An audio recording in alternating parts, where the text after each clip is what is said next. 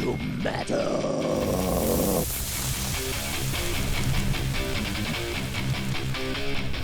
So we've got a big band today, I guess. I really like it. I think if you're from the 80s, or you remember 80s, I mean, this band was quite big for the days. Yeah, and if you went in the 80s to Donington, obviously I guess you remember this band. This band is a massive culture in the culture part of the classic rock community, and I just think that having this guest on is brilliant because this guest ain't just a rock star. He's a presenter as well on a big um Maybe it's, yeah. radio show. Yeah, Planet Rock, where rock lives, I guess. So Yeah. yeah, today we're doing a quite fun day. Yeah, So, Thunder. Yeah, our Diary Bones. It's time the household name, I suppose. yeah. Let's go to the podcast. Let's go there now. So, it's really good for you to be part of this podcast. Thank you for being a guest here on Rolling to Metal. This is season 2 of our show. I don't know whether you've watched any of our videos previously, but I know that you've done an interview with my podcast partner before. You have me at a disadvantage there because I'm not sure, but I've done loads of interviews, and if you tell me I have, I believe you, honestly. Yeah, so my first question is for you. Is can you just tell us a bit about your history with Thunder and where did it all begin for you? How did it come together? Let me start at the beginning. In 1988, we finished up another band, a band called Terraplane. Luke and I and Harry were in that band, and we got a bit fed up with that. It wasn't going very well. We'd had every mistake a band could make, and fired our manager, fired the other guys in the band, and then we went to America, Luke and I, and saw the way that it was all going out there with bands like Guns N' Roses and Motley Crue, and most of the bands looked prettier than the audience that went to see them. I've got to tell you, the girls were nowhere near as glamorous as the bands, and we decided that having stood there watching it, we weren't that pretty, and we were very British, so we didn't really want to wear makeup and have like dodgy hair. So we thought, well, we'll just kind of do a rock thing our way, and went back to England and pretty much started again. We met Andy Taylor, who was the guitar player in Duran Duran, and we heard that he was looking for a British rock band to produce. And we had no real idea whether or not it was going to work or not. But when we first met him, he confessed to us that his favorite guitar player was Eddie Van Halen. So, you could imagine we got on like a house on fire from the moment we met him. We got very, very drunk, and he just kept telling us to turn it up. So it was great. Yeah, he told you to turn up to 11, I guess. Yeah, he said, whatever you're doing, just keep doing it more and drink more and more volume, and it will all be all right. Let me take care of the rest of it. And he was right. It did. Well, that is rock and roll right there, isn't it? So, Very much is. So I'm thinking, how did you come up with the name Thunder? It's really Thunder came from. It was very simple. We were scratching around trying to come up with a name, and Luke said, well, the music's big, loud, and simple. Thunder sounds a bit like that, so why don't we do that? And it stuck, and that was it. do you speaking of the name Thunder, do you ever like have the intro, the intro of you coming on stage with like Thunder from AC/DC? Because I've always wondered would that would work really well. Yeah, we did it for years, and it worked really, really well for us. I'm not totally convinced that ACDC enjoyed it quite so much because they did find out. The Rose Baby Action. Well, they didn't ask us for any royalties, no. So I can only assume they didn't mind too much. Right, that's good. As a Planet Rock presenter as well, do you have you had any weird requests? What's your most weirdest request? I've always wanted to know. That's very strange. I haven't had very many weird requests while doing a radio show, but I've had loads and loads of very weird requests of things a bits of body parts that people wanted me to sign over the years. It's got to be said. And I've signed everything you could possibly imagine. Yeah, I think so. Just about everything you could imagine, I've signed it.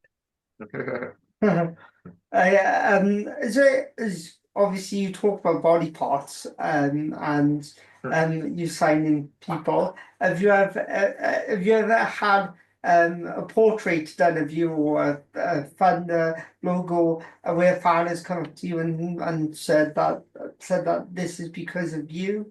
Or Christ, I hope not. Although it's got to be said, someone did ask me to sign their bottom cheek, and I signed it with my usual signature. And then I think I went back there about 2, 3 years later, and the same girl found me and showed me that she'd had my signature tattooed on her ass. Well, I hope the Thunder fans that's watching, if that person is watching the podcast, please send it to me and Rich. We would like to see that. Whatever you do, don't show it to me though, because I've seen it. You don't want to have flashbacks of the tattoo, I guess. I always find the memories are always much better than the real thing, aren't they? Yeah. So with your songwriting, right? What inspires your writing, and your favorite song in your back catalog? Luke is the songwriter in the band. He's always really been the one that cared the most about making the music. And I'll be honest with you, I've always been far more interested in everything else. So I've left it to him, and he's always done all right with it. He's a very, very good songwriter, very complete musician, cares very much about the way that music is made, why it's made the way it's made. I mean, he's a musicologist, like a lot of people in his position, and he's incredibly talented. I mean, he can pretty much write a song to order, but he writes like he goes to work. He gets up in the morning, makes himself a cup of tea, has a bit of breakfast, then he goes to work. I think he quotes Paul McCartney quite regularly, who was told that, who, when asked about songwriting, he said, songwriting is not about inspiration. It's about perspiration for 90% and 10% inspiration after that. So Luke's probably got it about right, because like I said, he gets up, goes to work, and he stops at 5 o'clock and then goes down the pub and has a drink. That works well, because I guess that if he has a 9 to 5 approach, then he knows that he's gotta hit something out of that. And I think obviously Luke in tune, but I know that you're very close, obviously very close to Luke. But do you know whether he's had any writing block during the Thunder album, and how has that worked out for you guys? I honestly wouldn't know. Generally, wouldn't know if he's had a writer's block at all. If he has, he would never admit it to me, I'm sure, because at the end of the day, I'm the one who needs him to write songs. So if he doesn't write them, I can't sing them, and I think that would scare him to death, probably almost as much as me. Do you have a favorite song that Luke has written? The favorite song is always one of the most recent ones, because they're the ones you've just been working on. Obviously, over the years, he's written loads and loads and loads of songs, and we've made, I think it's like 14 studio albums, and it's a lot of tunes, So it's very difficult, almost impossible to pin down which is your favorite. Yeah, do you have like set list of during your set list, is it songs that or I gotta play this because I love it, but also the audience will dance to it, or will really get it, they will really get it going during the live performance. Yeah, well, I think when it comes to making a live performance, the more albums you make, the harder it gets to write the set list, because there's going to be some firm fan favorites that you're going to get lynched if you don't put them in. But you're always trying to push the latest record, because that's the one you want people to buy. So you have to get the balance right between it. And every time, like I said, every time you make a new album, it gets harder and harder. You can't play them all. Otherwise, it'd only be one gig and I'd be dead. Have you ever done a album for like as you mentioned about your classic albums, Backstreet Sympathy, for example? Have you ever done like a full live album of that? No, we've never done it, and we've always resisted it purely and simply because we think that albums work as albums because you have like all different types of music, which constitutes a record. Yeah, When it comes to a live show, the criteria for choosing songs for that is completely different. It's a very different experience. Listening to a record's one thing, going to a live gig is another thing entirely. And we want to make sure that whenever we've put a live show together, the audience gets exactly what they want and they go home absolutely exhausted. Hopefully, not quite as exhausted as me, but they do go home exhausted and they've had a brilliant time and they want to come back next time. yeah, that's great. So have you ever considered collaborating with someone? Then who would be a dream collaboration? For me, it would probably be, see, my favorite artists are singers, and they're all singers too. So, I mean, I wouldn't want to, get in the middle of that with them because I'd rather watch them sing. You know what I mean? Yeah. Yes, you Yeah. If anyone could be on stage with you, then that is a vocalist. Who would you choose? Could you give us one or Um, when I was a kid, right? yeah. well, the man who inspired me to sing was Paul Rogers, as you can imagine. Okay. Yeah. Um, and then there was a guy called James Dewar. He was in a band called Stone the Crow, Scotsman.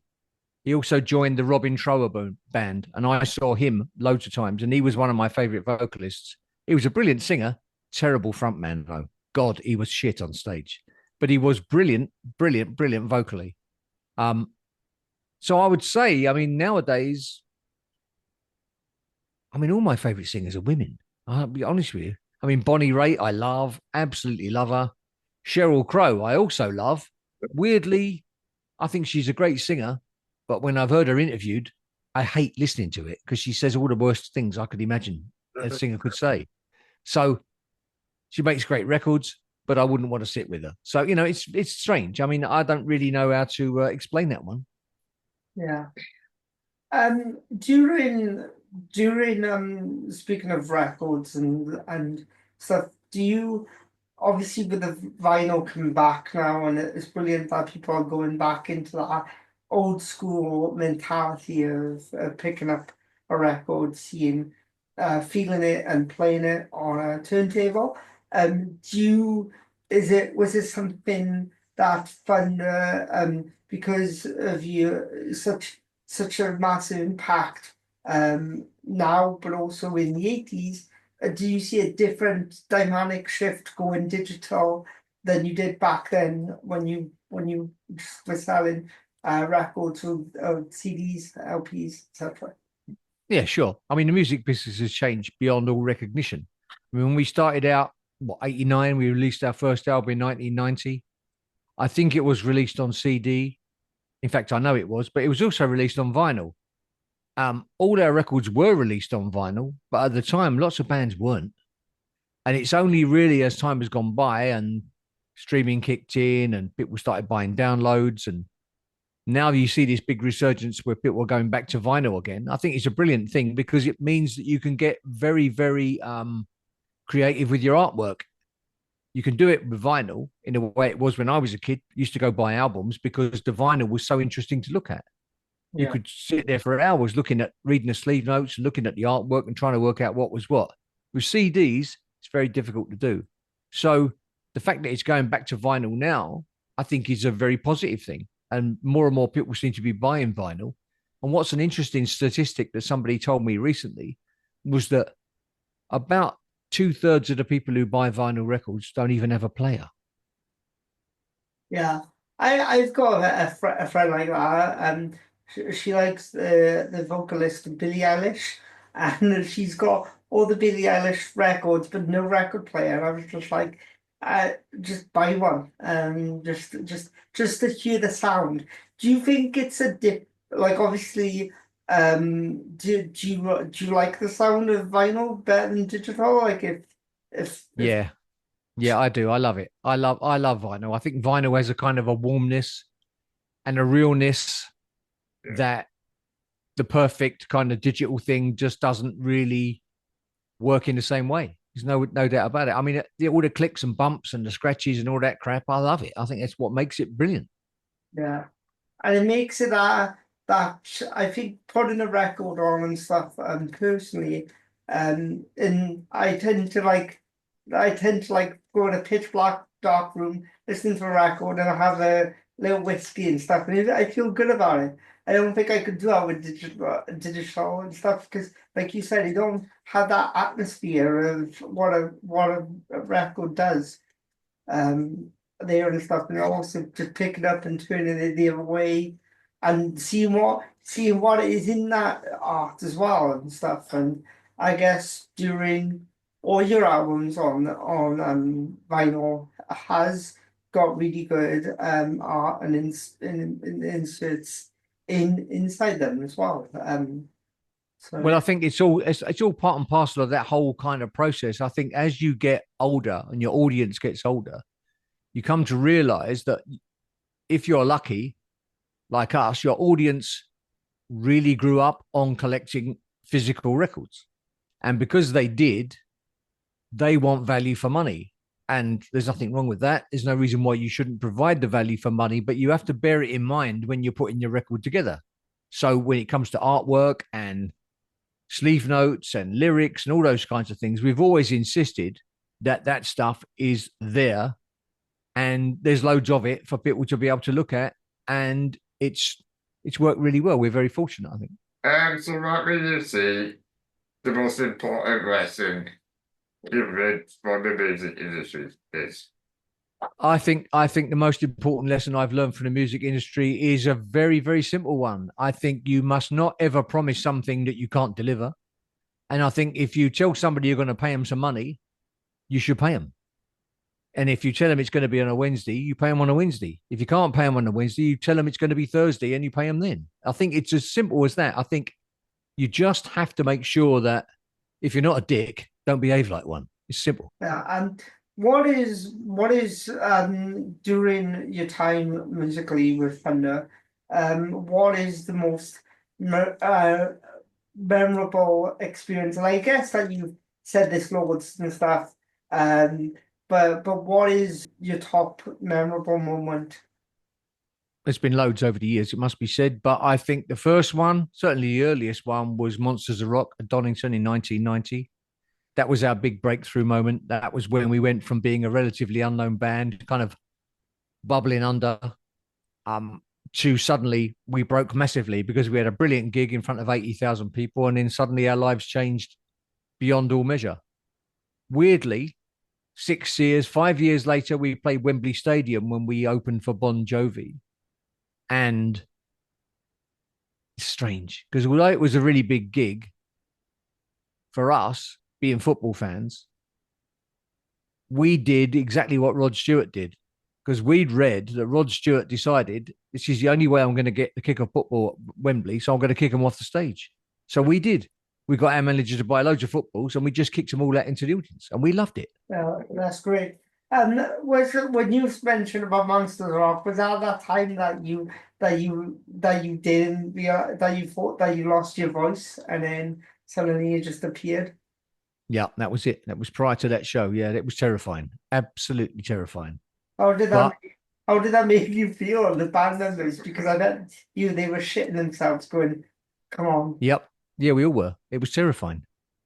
But I'd seen a good doctor. Our tour manager knew a very good doctor, and he pumped me up full of steroids, told me to shut up for 3 days. And he said, if you don't sing prior to the time when you're supposed to sing and you do everything I tell you, it'll be okay. And he was right because 3 days later, we did the show. It was pretty terrifying because there were 80,000 people there and I had no idea if I could sing. The band were also crapping themselves, but it turns out my voice came back. I did the show. And I think that part of what made it so good was the relief of knowing that it was all going to be okay. And I'm sure that's why we had such a good show. Yeah, because I was wondering, did you have like a plan B if your voice didn't work? Something when you front a rock band and you're a singer, if your voice doesn't work, there is no plan B. You're buggered. Was it like, right, boys, you got to do it instrumental now? Yeah. But yeah, no, I'm really glad it worked out for you. And and I'm just really glad that that happened because, like you said, it could just be a disaster. I think the fact that it wasn't a disaster contributed to the fact that it was as good as it was. I'm sure it was such a massive amount of relief. We all ran around the stage like little chickens. You know, we were all over the bloody place, and I'm sure it was mostly fueled by adrenaline and relief. Yeah, yeah. Yeah, I bet it felt so good though, like knowing that you're back and knowing that your voice is healed. And obviously, Luke and the boys just really appreciated the fact that Thunder can still go on with your fantastic voice. I think it was mostly relief, but what it meant was it all flew by so quick, none of us could remember any of it afterwards. Yeah, I bet obviously during that stage that did you I bet you just celebrated really hard. Was there a lot of like partying going on afterwards? Well, there was a lot of partying for the rest of the band going on beforehand. I'll tell you that because I missed it and I wasn't allowed to do any of that because I was supposed to sit in my room and wait for the opportunity to sing, which wasn't, I have to say, much fun. But afterwards, I would dare say, I can't remember because I was probably quite drunk at the time, but I would imagine we probably got fairly, shall we say, inebriated. Yeah, yeah. And I know over the years, we've kind of went on a hiatus. What made you come back and produce these new releases now and stuff? What pumped up the fuel again? I think the first time we stepped away, it was because we've been going for 10 years. We'd had a couple of, shall we say, amateur record labels. We had a very good one at the beginning. And then afterwards, our record labels changed and they weren't that good anymore. And it felt a little bit like we couldn't compete because the music business had changed. People were writing about different things, and bands like us, they weren't really that bothered about. So we decided, at that point, we've had 10 years, maybe we've had a good time. Let's knock it on the head and do something else. We're still young enough. So Yeah, that was what we did then. And then weirdly, 2 years later, the internet came along and it enabled us to, instead of moaning about the record label, it enabled us to become the record label, which is what we did. So we released all our records for about the next 8 years. And over the 8 years, we released a whole bunch of records. But the problem was that I was the only one that was really that interested in how to do that, which meant that I just had loads and loads and loads of work to do. As well as being a singer in a band, I was doing all the deals. I was basically playing a record company, and it was just too hard. At the end of like 8, 9 years, I just got to the point where if I don't stop soon, I thought to myself, I'm either going to have a nervous breakdown or a heart attack or both. So I need to stop doing this. So that was basically what was behind the second breakup. yeah, And then by the time we got together again, 2014, everything had changed again. I'd met another guy from a different record label. The record label was really, really good. And he persuaded us to come back and make another record. And we basically did it completely different after that. So we had a new record label, new managers, new team, new people. It meant that I wasn't having to do everything.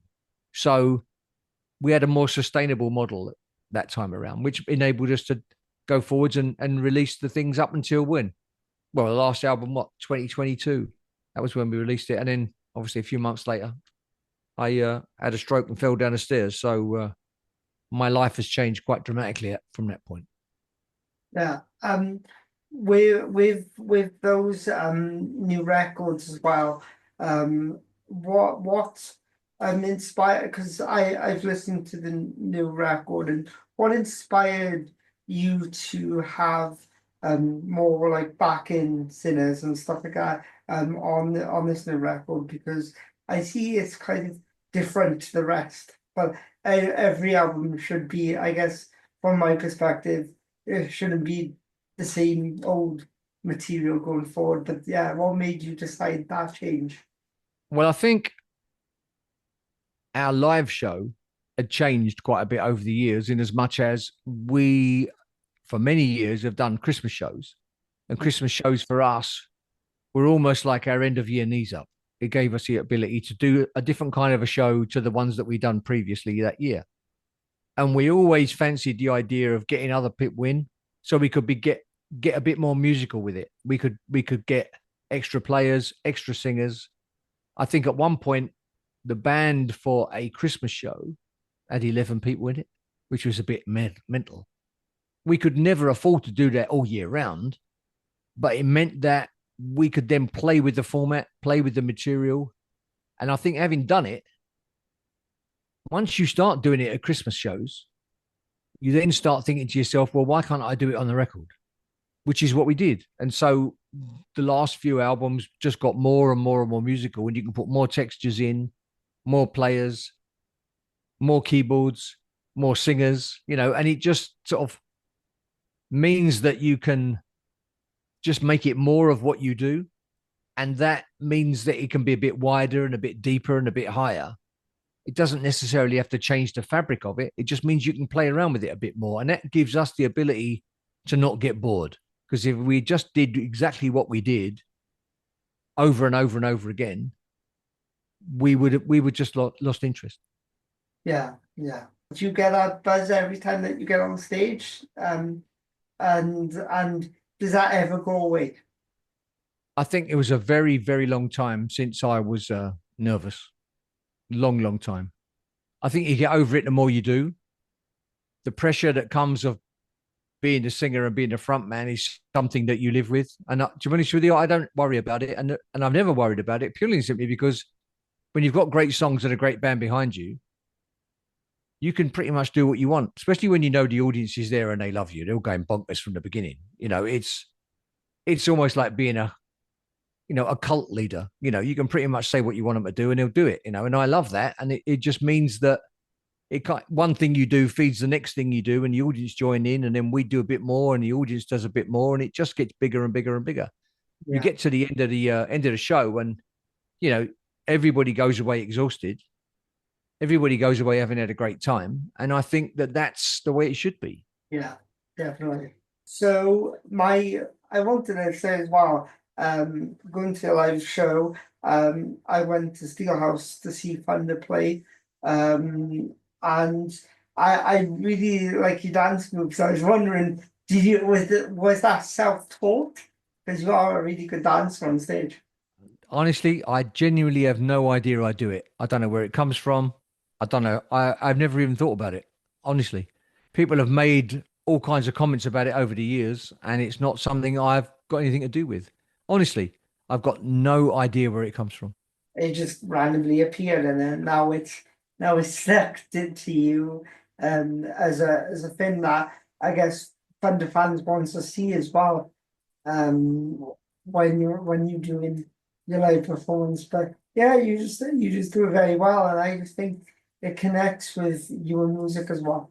I think it's probably all part and parcel of the same thing. It's how I feel when I'm singing and when I'm doing the live show. I'm not really aware of it, but it's just an expression of how I'm feeling, I suppose. Yeah, well, they do say dancing is good for the soul. So, yeah. That means my soul is probably very good then. Yeah, well, better than mine. I'm a shit dancer. Well, so am I now. So am I. I'm useless now. I can't even stand up straight. Yeah, we all the same. Yeah, yeah, we all the same. Yeah, it's fine. We all live for one another. Yes. crap dancers, all of us. Yeah. Shit dancers. We all enjoy rock music, so that's a good thing. Yeah, we all enjoy it. We all enjoy rock and metal music.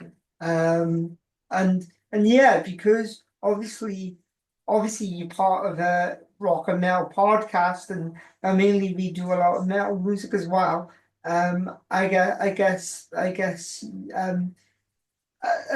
in terms of like heavier music, do you have any bands that you like, or do you just stick to classic rock stuff? I'll be honest with you, I like all types of music, but I'm not really massively into heavy music. I never really have been. I like more kind of spectrum type stuff. I like blues music. I mean blues and soul. That's really where I got all my jollies from when I was a kid. If you could get someone from the blues era to watch you perform, who would you want to watch you perform on stage? I think it would have been Muddy Waters, probably, or BB King, because they were both masters of what they did. Cool. So many years ago, I spoke to you the last time, and you kind of inspired me to come up with a question that I use in every podcast, and that is, what does rock and roll mean to you? I think it's freedom more than anything else. It's freedom from whatever's going on in your daily life. It gives you a chance to escape from all your misery and your worries and whatever they may be. You just immerse yourself in a bit of rock and roll, and it all goes away. I think that's exactly for me and you as Yeah, well in it's true, terms of yes, it's good, isn't it? yeah, Helps us deal with every day, you know? yeah. Yeah. It helps the demon go away for like an hour or two, and then when you're feeling again, play some metal rock music, and it just helps you with. Like I mentioned about the soul earlier, that I think metal and rock music does that to you as well. Helps your soul as well as dancing. Like again, even though we shit dancers, yeah. Um, I just think that it's such a big movement. It gets people to get up and to go as well. Um, I think it's totally immersive. I think you forget about everything else that's going on in your life while you're enjoying it because you are fully immersed in it, and that means that for however long it lasts, you've forgotten all of that crap, and you can get on with it and have a really nice time as a result. And I don't see anything wrong with that. I think a wise man once said, "If it feels good, it is good," and I would agree to that. is there been times where a particular song has really helped your fan base? And do you have a moment or memory where someone's come up to you and asked you and said to you that this particular song has helped me from A to Z? It's happened loads of times. I'll be honest with you. It's happened so many times over the years where somebody comes up to you and tells you that a song means a lot to them for whatever reason that has got them through a hard time, or they chose that song to dance to as their first tune at their wedding. These are very significant things. And when you hear them, it makes you realize all over again, every single time, that it's very easy to just think about what you do when you make records. You're fretting about whether or not you sung it right or played it right or it sounds right, all that kind of stuff. Yeah. But it's only afterwards when you meet people that it makes you realize that all that stuff doesn't matter, because it's the effect it has on other people that is what it's all about. No, I agree. And I'm coming to that as well. Like personally, my stepmom and my dad really loves Thunder. They've been massive fans of yours for years, especially my stepmom. I call her the fucking Thunder fan because she's obsessed with Thunder. Um, So I'm sorry about that. I can only apologize. no, it's a good thing. It's a good thing, but it helps her through day to day. And coming back to that particular song moment as well, I think from my stepmom, that when she met my dad, that was the song "Love Walked In" was that song of just that's what connects them now as well. It's amazing. It's amazing the power that music has and the way it makes you feel, the way you remember what happened to you what was happening to you when you first heard it, where you were, all that kind of stuff. It's a huge thing, and it's impossible to kind of overstate it. I've heard it so many times, certainly about that song and loads of others as well. So you just if you're lucky, you get one of them, and we've been very lucky because we've had loads. How do you hope Spender will be remembered in the history of rock and roll? I don't know. I genuinely don't know. I think that's for other people to decide. But I'd like to think that when I'm gone, people will remember me because I did a half decent job of singing and mincing about on stage, and I wasn't a nasty person. And I think that obviously during your long history and stuff, you won't be forgotten. Like I mentioned, my stepmom and my and other people I know absolutely love Thunder, and I think that it'll always be a legacy for you guys. There's bands probably that's influenced by you. I can name one that I know that is influenced by you, and that's those Damn Crows. I know Shane really adores Thunder. Yeah, and they're a good band as well. So, if you think that you've inspired somebody to be in a band and they like your band, then that's just history repeating itself, isn't it? Because when we were kids, we were inspired by bands, and we never thought we could be as good as them, but we were inspired by them, and there's nothing wrong with that. I think it's fantastic. Yeah, no, it's great. Before we go, I have got one more question to ask you. If is there anywhere in the world that Thunder hasn't played? And if not, where would you like to play? And if you have played everywhere in the world, what city would you want to play again? We played in Rio de Janeiro in Brazil, and I got a really bad cold on the plane. My ears went pop, and then I couldn't hear anything. So we did the show, and I actually couldn't hear anything at all apart from what was coming out of my monitor. So I just had loads and loads of Luke's guitar and loads of drums, and the others couldn't stand in front of it because it just sounded so appalling. But to me, being deaf, it sounded fantastic. So I'd quite like to go back there and do it properly. But apart from that, no, I think we've played most places. Great, that's great. Well, thank you so much for being part of the podcast. Yeah. You've been part of Rolling to Metal. Before you go, can you just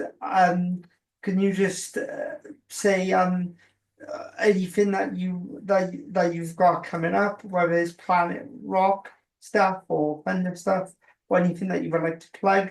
Okay, all right then. Here we go. I am doing a one-man show next year.